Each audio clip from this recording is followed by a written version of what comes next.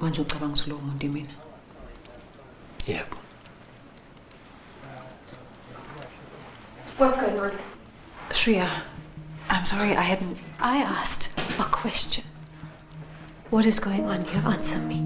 Aren't you supposed to be home? Don't tell me what I'm supposed to be doing. Guys, please. No.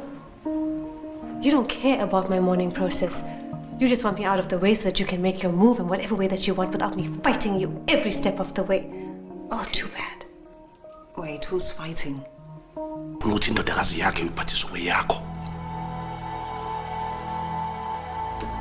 Ibafu, ayihloniphi le ngane. Awuhloniphi wena. I'm not going anywhere. Awesome stuff. Awesome stuff. How are you? I'm good. How are you?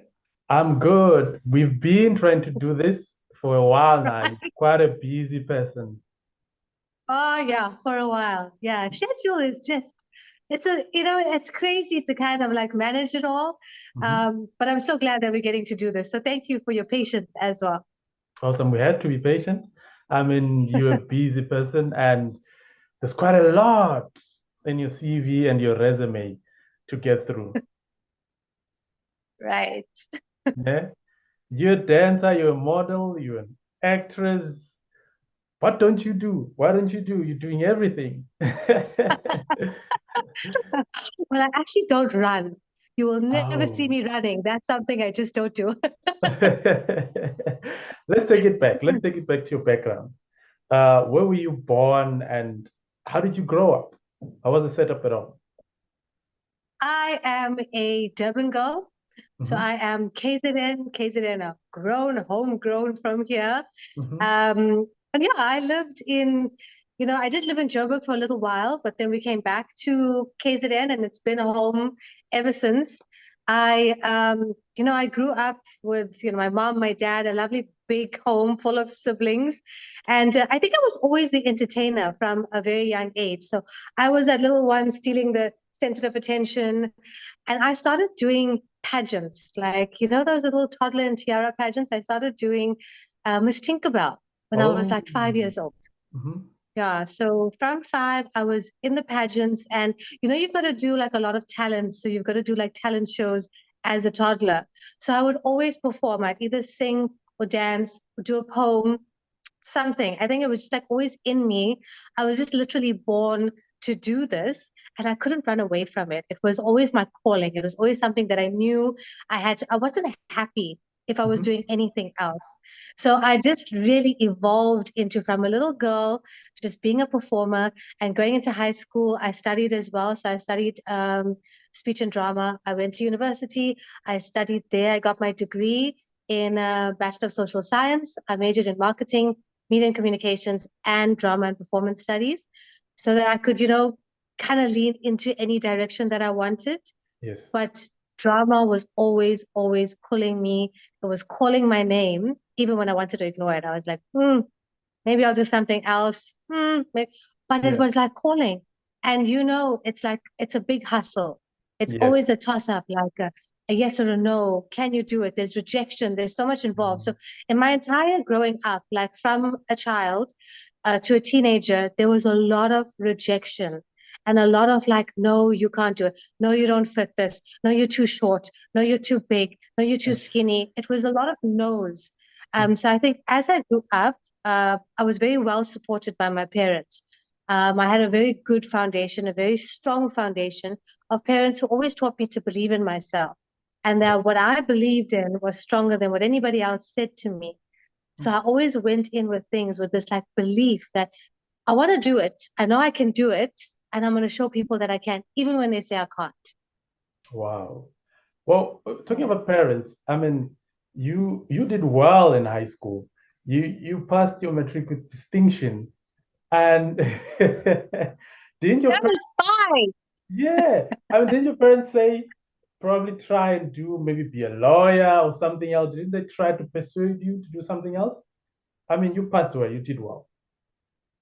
Thank you. Thank you so much. Yes, I was very academically inclined. So the distinctions, they came in, the scholarship also came into university. And my parents, they were very supportive about what made me happy. Yes. what was important to me. So there wasn't a single moment where they ever said to me, go study to be an accountant Yes. or go and do something else because, acting is not a career. They never said it to me, not once. Other people may have said it to me, but not my parents. So they always like reinforce this mindset that Yes. you've got to follow your dreams. If you want to dream big, dream it, fulfill it, follow it, because only you know whether you're going to achieve that or not. So True. they gave me the support. They never, ever, ever once said, you know what, Kajal, go and be something else. Wow. And sometimes when I told them I didn't want to do this anymore, and I said, you know what, I'm done. I they give kept up. on I can't do pushing you this. to do it. They were like, no, go for that audition. Go. Stop saying that you don't want to do it. Just go for the last one. Go for the next one. So I think I was very, very lucky. I'm very grateful that I didn't have parents that were pushing me in any other direction than what my soul was calling me to be. Wow. And speaking of your soul and your calling and everything else, you studied, you went to varsity. When was your big break? And did it come immediately after matric or after you studying in varsity? Well, I genuinely think that my biggest break was, getting cast on Imbewu the Seed. So if you look at that, you'd actually say that your big break came a very long time from when you actually started in the industry. So that for me was my moment. I always wanted to be a soapy actress. Yes. So when I was younger, I would watch other soapies on TV, like I'd watch a Sidingo and I'd sit on that screen, I'd be like, I can do that. That's me. I'm gonna do that. Yes. So I wanted to do soapy acting. But when I was in university, for me, at that moment, it was a big break because I got cast in a production at the Playhouse. So the Playhouse is in Durban. And was one of the biggest and most iconic theater centers. So for me to be able to perform on that stage was massive. That stage was, what I always wanted to be on. So I was my first year on campus. I got cast in a play that was going to be at the Playhouse. So when I got that little card, it was like a little ticket, and it said your name, actress Kajal Maharaj, the Playhouse access. I was like, yeah, I did it. So that was so exciting for me. And then that play was actually like a touring play. So we went from region to province we toured a lot with that production. And after that, it's always been stepping stones. Yes. It's been small little things, whether it's been a movie or another play or a road show or a commercial, or it's always been small little things where you carried on going, like you continued until what I believe has been my big break, which has been Imbewu. Imbewu. Just before we speak about Imbewu, you had a stint as a presenter on SABC2. There was a show, yes. I think it spoke about Indian culture and everything, the food, everything else about Indian culture. How did that come about? And when did you decide to say, this maybe I should now transcend to being an actress? So for me, I feel like it's always been like a big melting pot. Yes. Where whether it was dancing or acting or modeling or presenting, they all kind of merged together for me. I was always doing everything almost like concurrently with other things. So if I was in a theater production or dancing or presenting, it was all something that I was doing almost at the same time. So I don't feel like I ever like moved from one to the other. I started modeling when I was very young. Yes. So when I started modeling, I realized that I couldn't be a mannequin because I had too much personality. I was too animated. And with modeling, they just need you to be like you're a mannequin and they're going to make you pretty. And then you just pose and you pose, or you walk and you walk. And I was like, I needed to walk. Like I realized I had so much personality that was like too boxy for me. Yes. And I think I moved from modeling into acting when I realized that I've just got this unstoppable personality that needs to just be let out, and I couldn't be contained. And that's why I kind of went more into stage, because stage work is very big and it's bold and it's very, you can be as dramatic as you want. So I got to let out a lot of that when I was working in theater. And from the theater, there was an audition for the presenting job, which was to be on, TV. Um, and like I've, you speaking and interviewing people because I did study media and communications, which is journalism. Yes. So interviewing people was, there was also something that was like in me. So I loved questioning and I loved wanting to know. So I thought this is actually, there wasn't so much thought. It was just like, hey, this could be a good thing or a good idea to try out for. And it was just trying out. A lot of these moments with acting or in this industry, it's just luck. You're just saying, I wonder, maybe I should try. Who Yeah. knows? Let's see. And so you just put your foot forward. It's about putting yourself in that situation and not being scared to do it.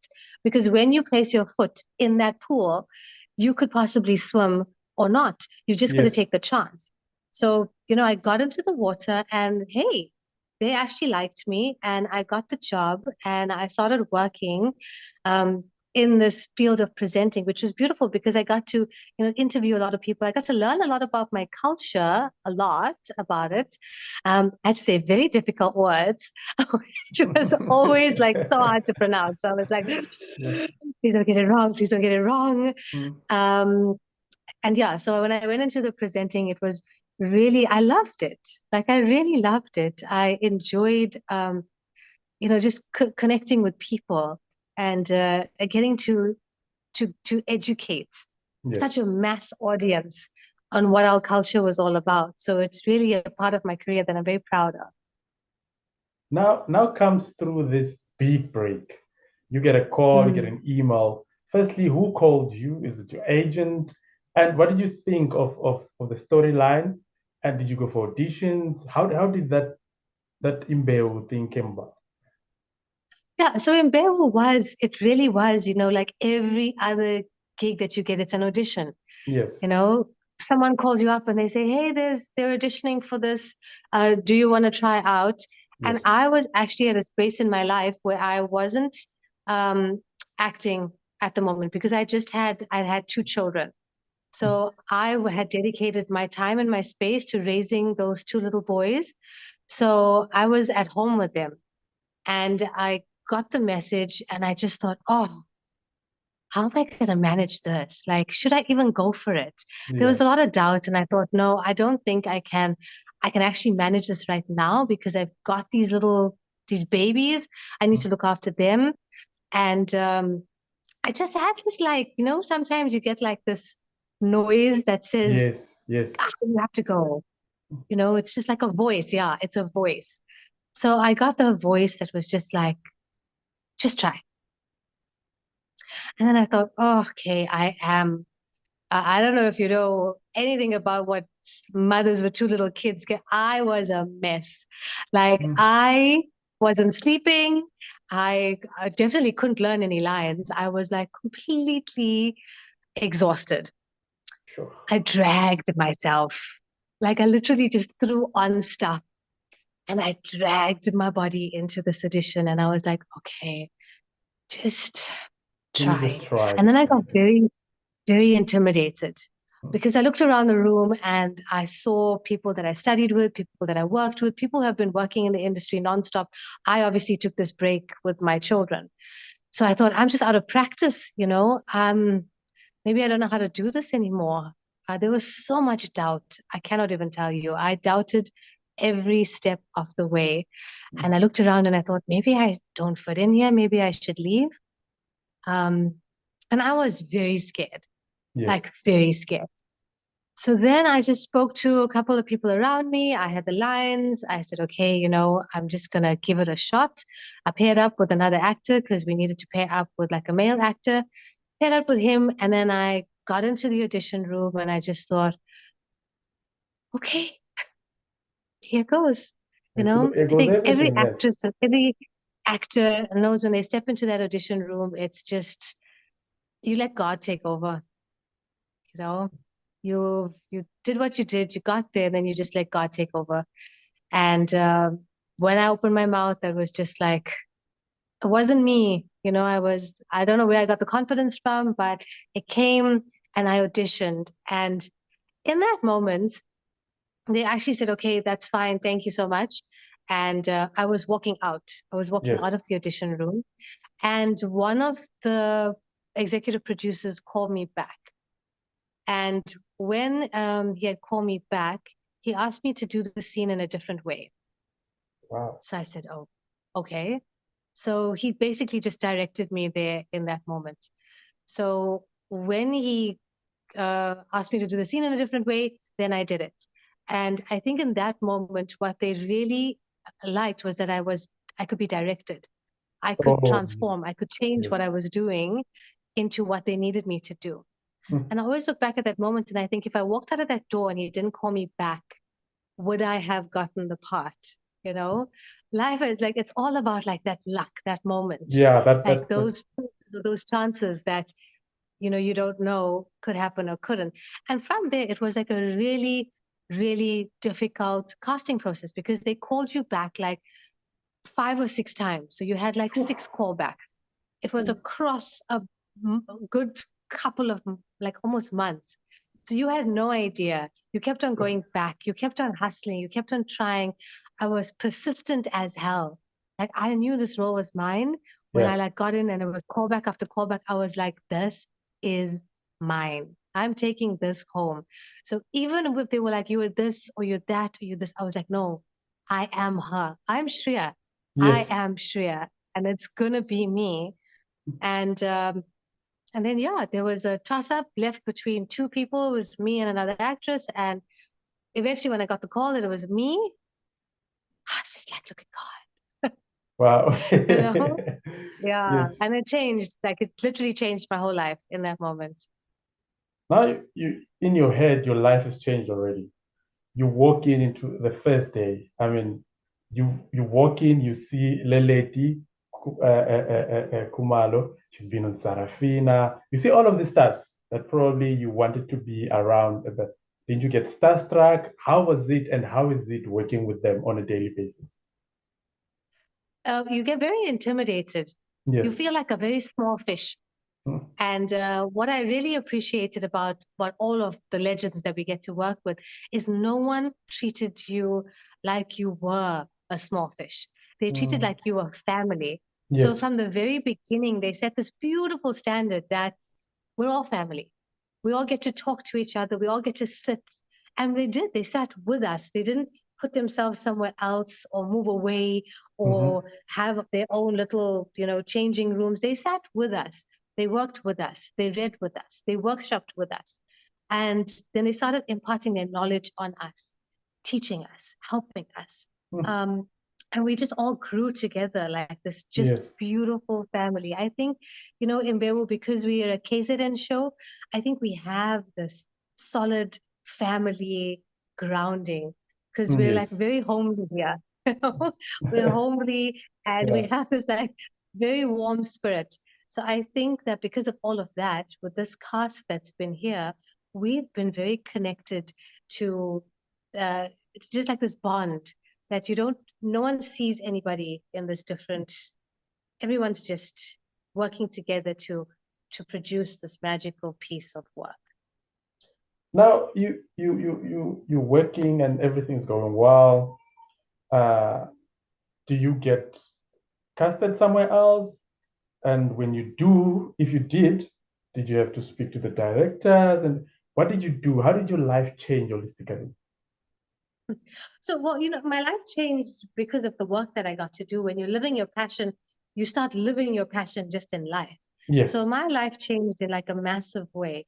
But when it came to, you know, I actually didn't even audition for anything else because like my loyalty was on the show. Like I was, and I lived and I breathed being Shreya Yes. morning and night. You know, we shoot 12 hours a day. You're with this character, you become this character. I didn't put myself in a space where I wanted to be torn or be in different things. Yes. I was very like, I wanted this, and now I'm here. And I'm going to show you that I'm going to work and we're going to be here together and we're going to grow together. And that's what I was there to do. So I never wanted to do anything else. I fully dedicated my craft into this space to create this woman and encompass her. Yeah. Early last year or late last year, there were reports that Imbewu has been canned.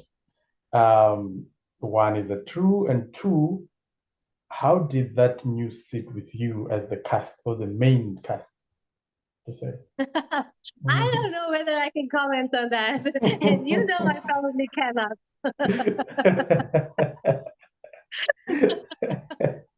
No, I understand. Don't put me in a fix. No, I understand.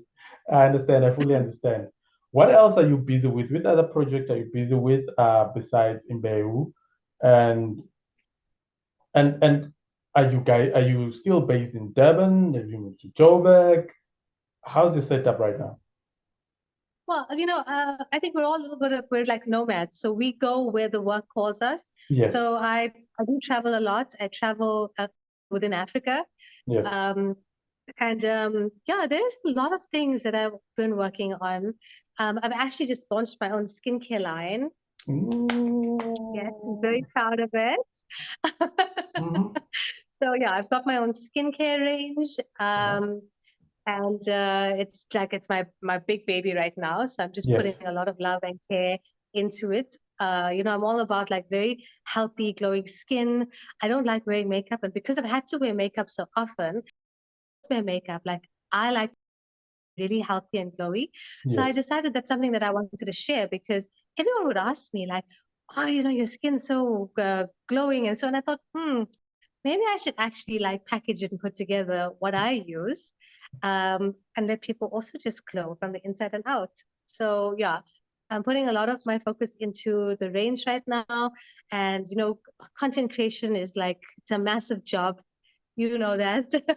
Yeah. So yeah, I work a lot with the content creation, and I've got a few things in the pipeline. But I think the most important thing, well, about me as a person, is that I always just like going with the flow, like water, you know, um, whatever challenge comes my way, whatever I'm going to face, whatever life is all about these wonderful obstacles that we cannot plan for. So I Mm. don't like planning for things in my life. I literally just like to sit in the water and I'm going to go with the flow. So whatever happens, I'm always grateful for what's happening and I'm grateful for where I'm going. And everything in life is all about growth. You can never be stuck in one place. You can't be too grounded because you will never grow. So you don't get yourself out of comfortable places and into spaces that make you feel all twisted and distressed, you will never grow as a human being. Yes. So for me, like this year is really about like growing. I want to see where I can push myself to be and the interesting things I could have without a plan. Wow. And speaking of growth and everything, do you think the industry as a whole in South Africa has grown? And if it hasn't, according to you, what can be done to change the industry or to elevate it to another level? I think our industry in South Africa, it's growing. But Mm. I also think there's so much work that needs to be done for us as artists, for our crew, Yes. just on a standard of how we're treated and how we work together. And there's the international standard for artists and entertainers that they get almost this safe space. They're protected.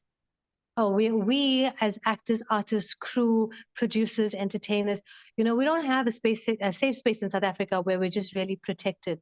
And I feel like Mm. that would be something that would be so nice to create and grow, where we keep our artists safe and our artists reimbursed for things and royalties are in check and our laws and that is we put our whole into our work. Times here, people to walk over you.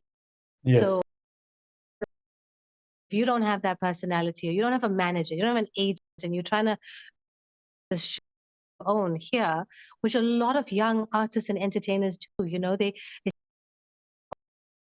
then they are exploited.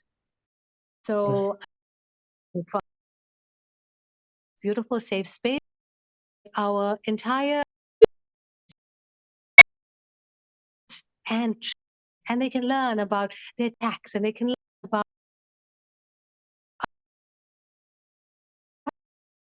but nobody comes to teach you that. Nobody comes together to help you grow. You sometimes are just where, another place, an entire community that stands by each other and they help each True. other.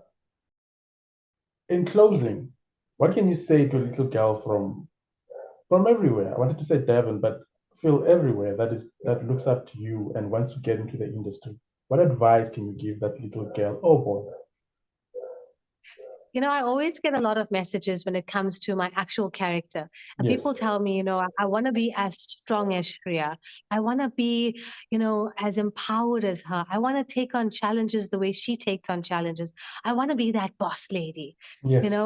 So I feel like, the advice that I have to give to young people that are watching me and watching the show and watching people on TV is to really harness that inner boss, because we all have it. We're actually all, it's like there. Sometimes we just choose to ignore it. And then sometimes we can actually harness it. Like we can put it together and say, look, I am going to be that boss of my life, of my discipline, because when you want to get somewhere, you have to be disciplined enough to work and study or just work or just go out there and put yourself out there and network. Everything that you want to do in life, you can't sit on the couch and say, I want to be something. Because if you're sitting on the couch wishing you were something, believing you were something, but you have no action attached to your plan, you're not going to go anywhere. You're not going to get anywhere. So you got to get up. Like I just tell any young person that when you want to do this and you want to be in this industry, you got to get up. You got to get up and you got to fight. You got to get up and you got to start. You got to get up and you got to call someone. You got to get up and you got to load an audition on the internet. You have the internet. It's like the biggest platform for you, social media. If you have something and you have a gift, put yourself out there. Don't be scared. Take that step. It's just one step in that direction, because your insecurity and your fear will always keep you from doing what you're supposed to do. You'll always feel held back. So if you can break that wall of your own fear, then you just get out there and you just do it. And I promise you, it's all about luck and it's all about just trying. So it's not about, this thing of whether I can make it. You can make it. You can make it if you try, because it's all about your luck. It's that right moment, that right face, that right character, that right audition, and you're there and you're in it. Just don't give up. You heard it, everybody? You gotta get up and try. Thank you, Kajal, for your time. We wish you nothing but the Thank you. best. And we look forward to more projects and we look forward to doing more things with you as well. Awesome. Thank you so much for having me. I'm so glad we got this moment to connect. You're amazing. Finally. Thank you. Thank you. All the best. Thank you. Bye. Bye. Darky Magazine.